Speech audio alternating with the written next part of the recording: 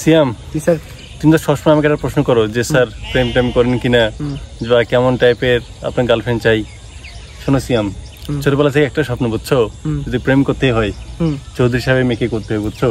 আর পেছনে যে বাড়িটা এরকম, এটা কিন্তু চৌধুরী সাহেবের।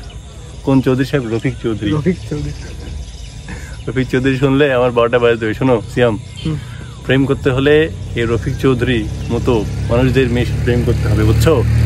কোনো মেয়েকে নিয়ে পালিয়ে গেলে এই রফিক চৌধুরী মেয়েকে নিয়ে পালিয়ে যেতে হবে, এরকম টাইপের, বুঝছো, যাতে করে ভবিষ্যতে তোমার জীবন কিছু করতে পারো, বুঝছো। এরকম করতে হবে। তোমার প্রতি আমার এটা একটা উপদেশ। আচ্ছা, তো আমি যদি জীবনে প্রেম করি বা বিয়ে করি, অবশ্যই এই রফিক সাহেবের মতো যাদের এরকম বাড়ি আছে, ডুয়েল 5 তলা থাকবে, বসুন্ধরা সিটিতে একটা ল্যাম্বরগিনি দেবে বিয়েতে যৌতুক হিসেবে, এরকম টাইপের এরকম টাইপের প্রেম করবো, বিয়ে করবো। তুমি কি বলো? চলো তুলে আনি, চলো।